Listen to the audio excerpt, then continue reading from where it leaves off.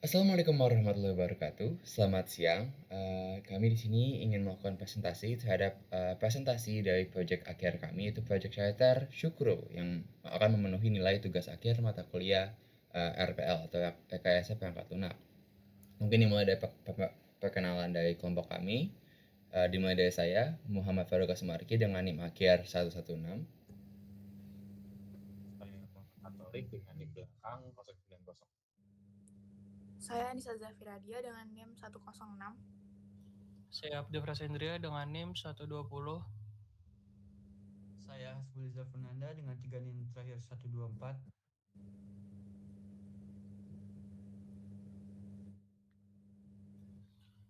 Berikut di sini ada latar belakang. Tujuan dari aplikasi Sukro adalah membuat pelanggan dalam melakukan pemesanan jasa pemberian sepatu secara online. Mengikuti tren bisnis digital yang sedang berkembang, dengan transformasi bisnis ke ranah online, Sukro bertujuan untuk menghemat biaya operasional dengan tidak perlu menyediakan tempat fisik untuk menerima sepatu, melainkan menggunakan sistem antarjemput. Di sini ada stakeholders dari aplikasi Sukro. Di aplikasi Sukro ini memiliki 4 stakeholders internal yang terlibat, yaitu pemilik bisnis, administrator, pegawai cuci, dan kurir.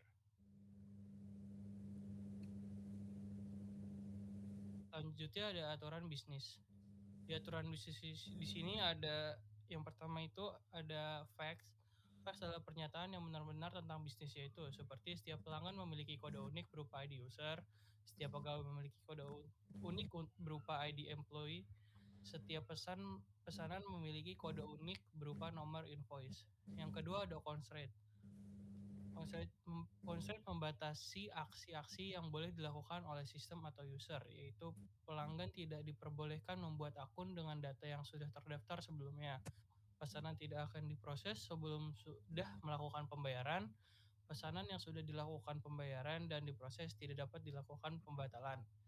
Yang ketiga ada action enablers, adalah aturan yang memicu terjadinya beberapa aktivitas di bawah kondisi khusus atau tertentu, yaitu jika password yang dimasukkan tidak sesuai dengan password yang didaftarkan, maka akan ada notifikasi password Anda salah, silakan coba lagi. Yang kedua, jika password yang dimasukkan kurang atau lebih dari 8 karakter, maka akan ada notifikasi password Anda kurang atau lebih dari 8 karakter, silakan coba lagi. Yang ketiga, jika pada pendaftaran akun dan pemesanan terdapat data yang belum lengkap, maka akan ada notifikasi semua data harus diisi. Yang keempat ada inference. Mirip dengan action enablers, yaitu harus terpenuhi kondisi tertentu. Hanya saja perbedaan jika kondisi benar atau terpenuhi, maka tidak menyebabkan sesuatu akan terjadi, melainkan menciptakan suatu fakta baru untuk sepotong informasi baru, yaitu jika pesanan tidak dilakukan konfirmasi atau melakukan pembayaran pesanan tidak diproses. Yang terakhir itu ada computation, merupakan aturan-aturan bisnis yang menentukan komputasi apa yang harus dikerjakan oleh sistem menggunakan formula matematika atau algoritma tertentu, yaitu harga total pembayaran merupakan hasil perhitungan dari harga jasa atau jumlah sepatu.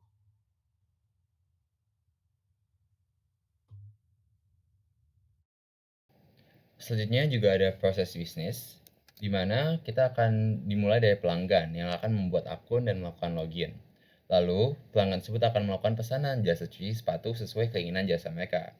Lalu, pelanggan itu akan melakukan pembayaran yang akan memesankan kepada administrator untuk menugaskan kurir untuk mengambil sepatu. Nah, setelah itu kurir akan mendapatkan pesan dari administrator yang akan mengambil sepatu dari pelanggan. Setelah mengambil sepatu dari pelanggan, kurir akan menyimpan sepatu di gudang dan juga itu akan memesankan administrator untuk menugaskan pegawai cuci. Nah, setelah ditugaskan, pegawai cuci akan mencuci sepatu sesuai pesanan yang diminta oleh pelanggan. Setelah sepatu selesai dicuci, pegawai cuci akan menyimpan sepatu di gudang, lalu juga akan menugaskan kurir untuk mengantar sepatu yang dilakukan oleh administrator. Nah, kurir akan mengembalikan sepatu ke pelanggan, dan setelah pelanggan sudah menerima sepatunya lagi, pelanggan akan memberikan penilaian aplikasi. Nah, untuk aplikasi Syukur ini ada juga kayak fungsional dan juga non-fungsionalnya. Nah, pertama fungsionalnya, sistem memiliki fungsi untuk login. Sistem memiliki fungsi untuk pendaftaran akun. Sistem memiliki fungsi untuk melakukan pemesanan jasa laundry sepatu. Sistem memiliki fungsi untuk melakukan penghitungan harga total pembayaran. Sistem memiliki fungsi untuk memilih metode pembayaran, serta melakukan konfirmasi pesanan dan pembayaran. Lalu juga ada fungsi non-fungsionalnya juga yang seperti sistem menggunakan OS Windows, UI pada sistem bersifat user-friendly, sistem dapat diakses dengan komputer atau PC, sistem aktif dan dapat diakses selama 7 hari 24 jam, sistem memiliki tempat penyimpanan data atau database, dan juga sistem memiliki password untuk mengakses aplikasi dan database. Nah, kita juga memiliki use case diagramnya di mana pelanggan memiliki akses kepada fungsi-fungsi seperti login, pendaftaran akun, pemesanan yang juga menginclude metode pembayaran yang dipakai, riwayat pesanan dan penilaian. Tetapi juga pegawai cuci juga bisa melihat pemesanan dilakukan, kurir juga bisa melihat pemesanan dilakukan seperti data-data yang alamatnya, dan juga administrator memiliki akses kepada pendaftaran akun untuk bisa melihat akun dari pelanggan, pemesanan untuk melihat pesanan dan juga metode pembayaran yang dilakukan oleh pelanggan, dan juga riwayat pesanan untuk mengakses apakah pesanan juga sudah diprogres atau sudah selesai. Selanjutnya terdapat activity diagram. Activity diagram yang pertama untuk login. Di sini yang pertama user membuka menu login, lalu sistem akan membuka menu login. Selanjutnya user menginput data username dan password. Setelah itu autentifikasi dilakukan oleh sistem. Jika hasilnya no, maka akan kembali ke menginput data. Dan jika hasilnya yes, akan memasuki menu home. Selanjutnya, activity diagram untuk pendaftaran akun. Yang pertama, user membuka menu pendaftaran akun, lalu sistem akan menampilkan menu pendaftaran. Selanjutnya, user akan menginput data pribadi dan juga password, lalu sistem akan mengecek jika hasilnya no, akan muncul notifikasi data belum lengkap, dan jika hasilnya yes, maka notifikasi pendaftaran berhasil akan muncul. Selanjutnya, activity diagram untuk pemesanan dan juga pembayaran. Yang pertama, user akan membuka menu pemesanan jasa, lalu sistem akan menampilkan menu pemesanan jasa.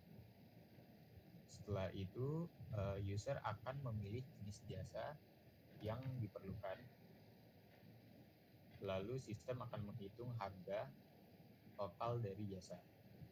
Selanjutnya, user akan memilih metode pembayaran, lalu melakukan konfirmasi pemesanan.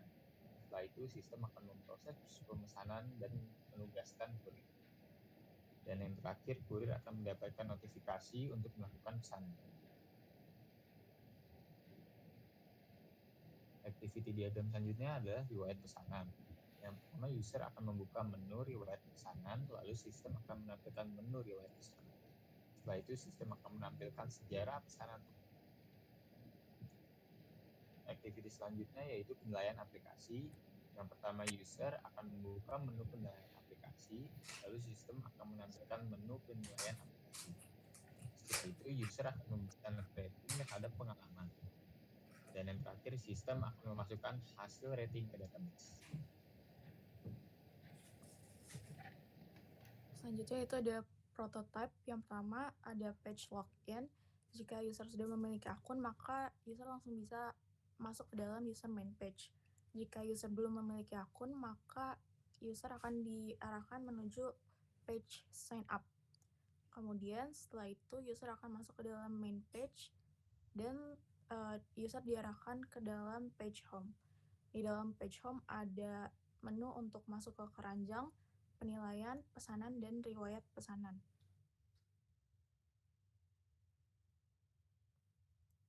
Yang pertama ada user login. Di sini jika user sudah memiliki akun, maka user diharapkan untuk memasukkan username dan password untuk memasuki main page.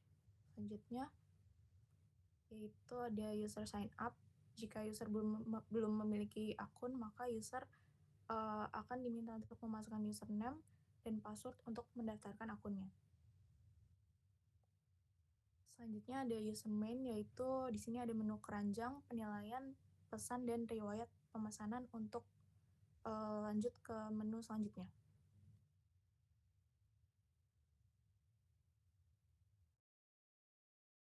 Selanjutnya setelah selesai memasuki akun dengan user login dan user main, kita diarahkan ke pesanan di mana kita mengisi data-data pesanan mulai dari nama, terus jumlah sepatu, nomor telepon, alamat lengkap, lalu layanan yang ingin kita pilih.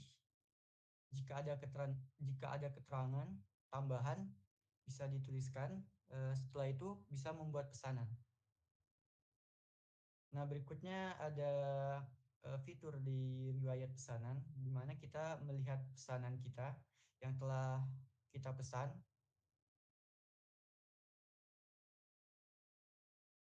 Berikut ada untuk user penilaian di mana di sini kita juga bisa memberikan penilaian terhadap aplikasi ini.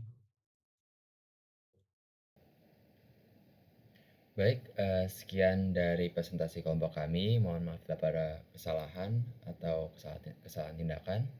Bila taufiq wal hidayah. Wassalamualaikum warahmatullahi wabarakatuh.